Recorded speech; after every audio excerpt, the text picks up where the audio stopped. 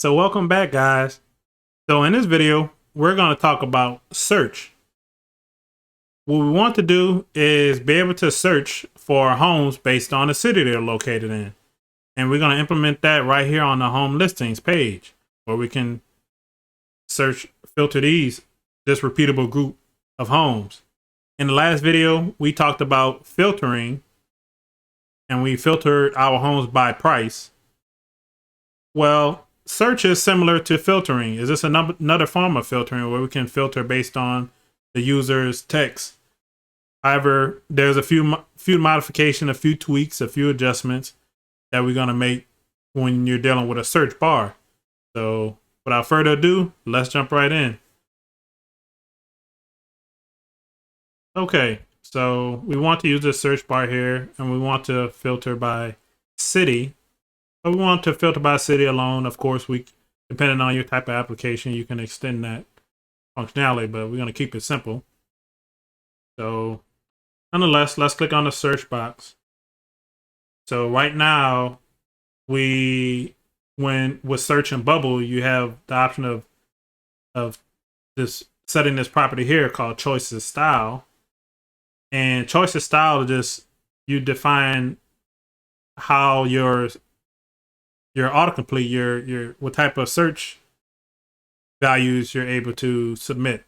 So you can set a static list of choices. So whatever the search box is, if you only want to search by some fixed, let's say we just have a fixed number of cities in Tennessee, since this application is about Tennessee homes, we can list all the cities in Tennessee if we wanted to. But that can get tedious. As you can see, that can become pretty demanding task to get all of the cities for an entire state, and especially want to expand it to the country. Of course, you can use geographic places since it's city based if you have the Google API, but we're going to go ahead and set dynamic choices, meaning we're filtering this list, the amount of data or the data values that we're able to search for is already in our database. And we already have the 7 homes that we do have in our database. They each have a city value in their own city value. So we're just going to filter off that list. And what we want to do is set fill to search. So this is a home. We want to filter based on city. And we click modify list of homes. Make sure the home type is set. Instead of user, we want to set it to home. And let's go ahead and close.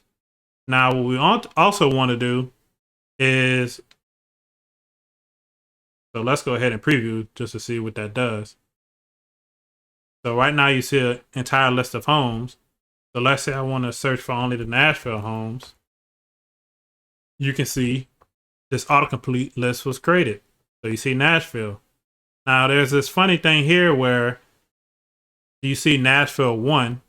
So what happened was, since we're searching based on the city property of all the homes in our database, there's more than one home that has Nashville. That's why you see this 1 here. This means this is the first Nashville home. This is the second Nashville home. But we want to search based on the unique cities. We don't want Nashville here. If we had a third Nashville home, you'll see Nashville 2 and you see 3 Nashville. So we don't want that.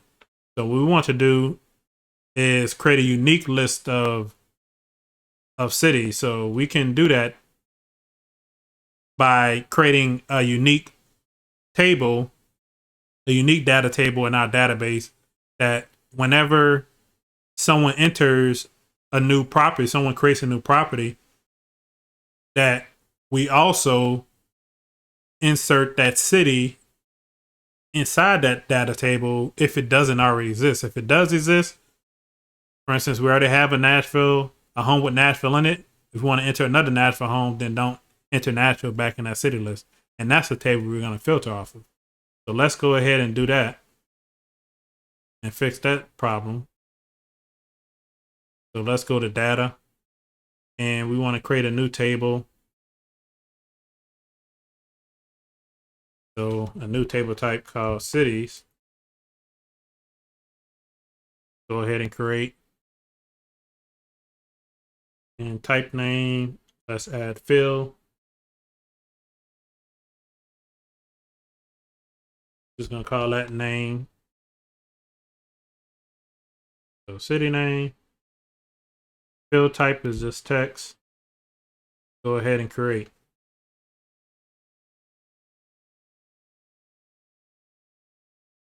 Let's go ahead and go over to app data. And we want to enter some cities right now. So we have Nashville.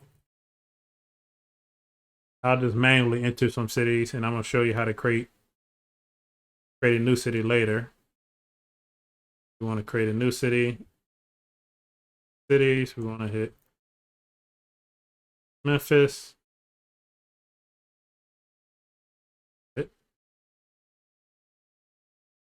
Hit another one.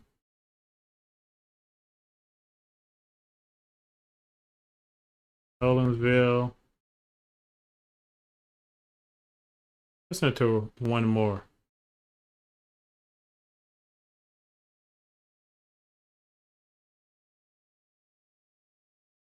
We have a couple of more houses, of course. So let's go to all cities. You can see the 4 cities we have listed in our database: Brentwood, Nolensville, Memphis, and Nashville. And we want to pop back over to our workflow tab.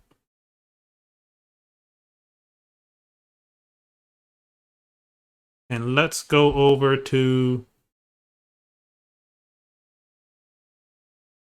actually, let's go back to the design view.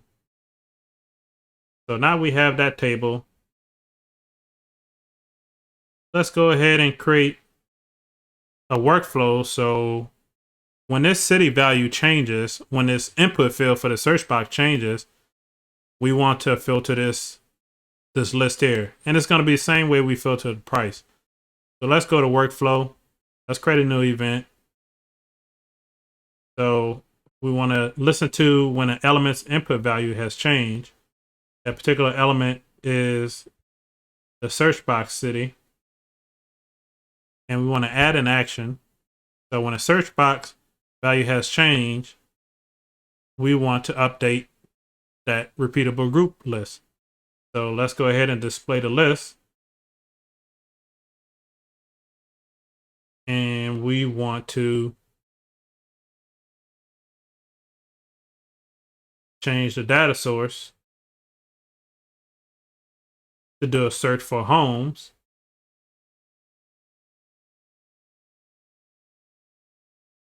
And we want to follow that constraint. So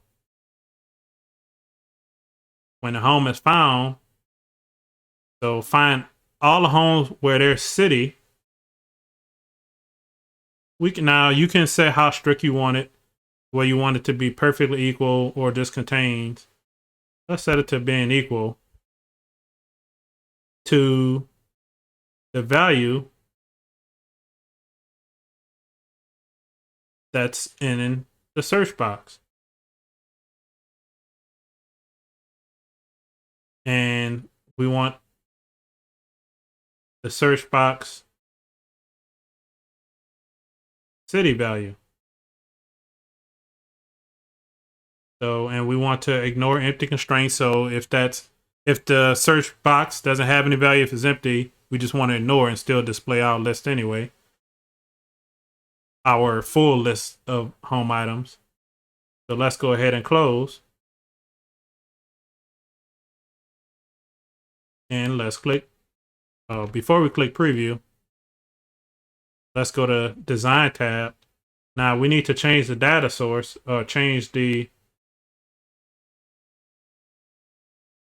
options, the type of fields we want to search for the search box. So right now we're filtering we're only given the options to search, or the search values in the search box, I should say, is based on the home, but we want it to be based on our cities table. And the search field we want is to be named. So that's the name of our city. So now it's connected to our new table instead of a list of homes. And let's go ahead and preview. All right, we can see all of our homes. So when we type in Nash, now we only see Nashville since this is pulling from our cities list. So if I click this, it should only filter, it should only show the Nashville homes, which is these bottom two here, this Oak Tree Street and Belmont home. So let's click Nashville.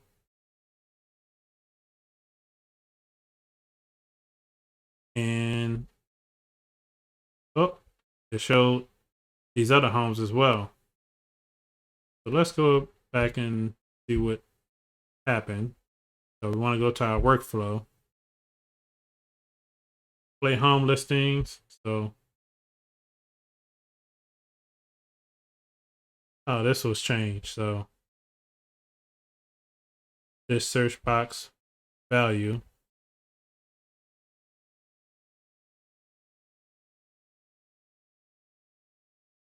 values name. There we go. So when we changed it from the search box from home, from the type of values that search box was populated with was based on the home cities. Now it's based off our new cities tables. And remember, we named that column to name. So that name is referring to this property here, name. So we need to make sure that was set. So let's go ahead and refresh. Change it back to Nash. So we see Nashville. So now it should only show the bottom two Nashville homes, which is the city you see here.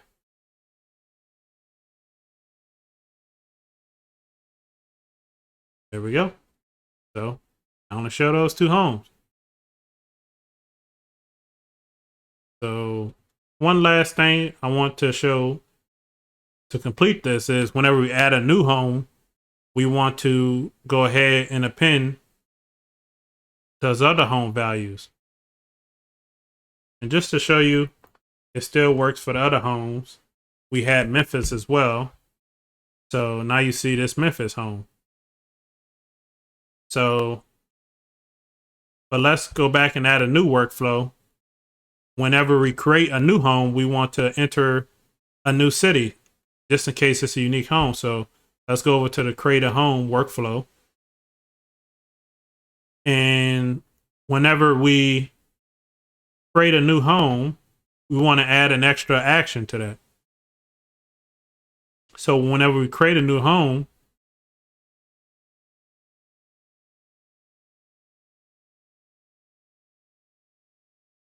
we want to append that home city inside of our cities database table. So when we create a new home, we want data things. We want to create a new thing. And a type of thing we want to create is a new city. And the name, we want to set a new city name. And we want to set that name to be the result of step one, which was actually creating a new home. Step one was creating a new home. And we want that home city. So now we need to create a conditional that says only after we create this new home, only add that city to our list of cities, our unique list of cities, only when or only if that city does not already exist. So we want to click only when the result of step one, creating new home, the home from step one, the home from step one city is not in the list of cities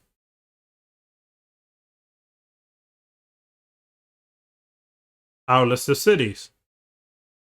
And we don't want to set any constraints. We want to search from all cities. So all cities, their names. And that's it. Not only that, so we have one issue, and that one issue is we have to reorganize our list of actions. So going to the page home detail should be the last thing you do. So navigation should always be the last thing you do in the chain of workflows. Let's move that over. And there we go. That's been fixed. So let's go over to, let's check this out. We want to preview our home page. Let's go to dashboard. Create a new home. And before we do that, let's just show you the data that we have so far. So we have Brentwood, Nolensville, Memphis, and Nashville as our home. So we're going to create a new city. Let's go over to add a new city.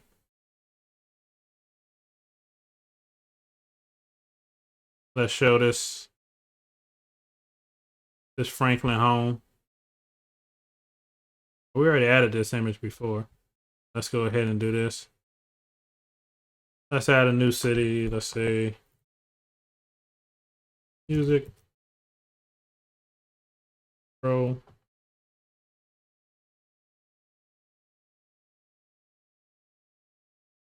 I want to show, let's say, Knoxville, Tennessee.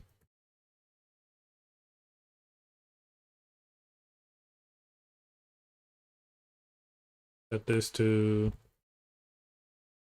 any number.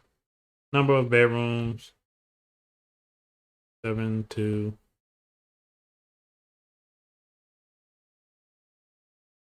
3748.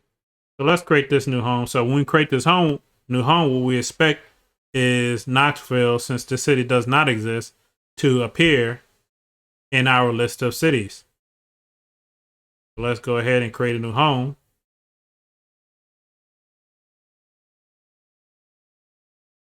And new home was created. Let's go ahead and refresh. Knoxville should appear in this list of cities.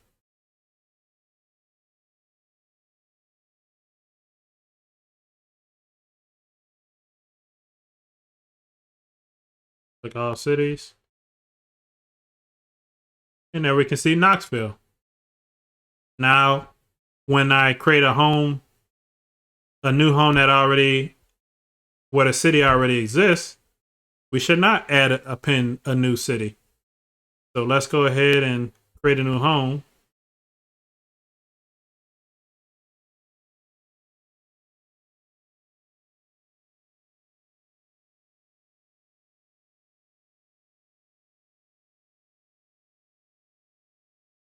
The city, let's do Nashville again.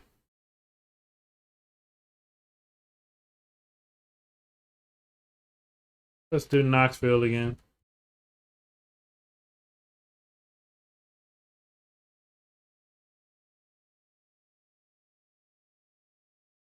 Number of bedrooms, 3, 4, 3, 2, 9.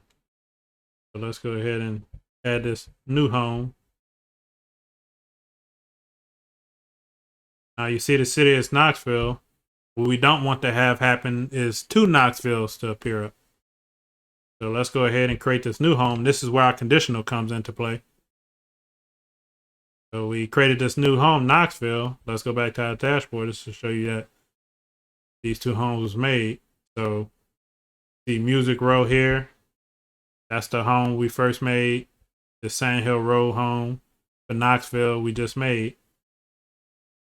And we want to go to refresh our data just to show that Knoxville is still unique. This is supposed to be a unique list of cities.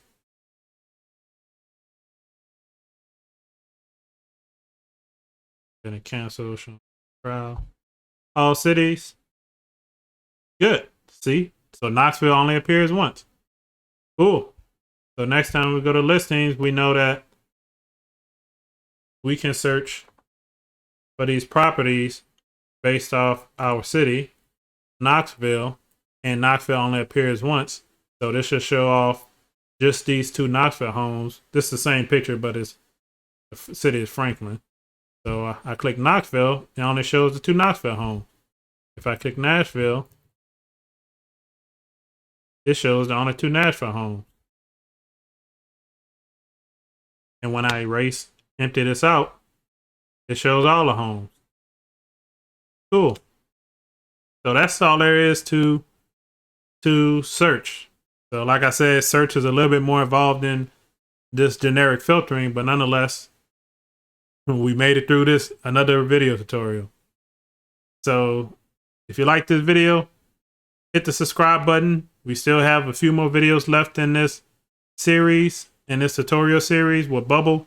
So hit that subscribe button and stay tuned for the next one.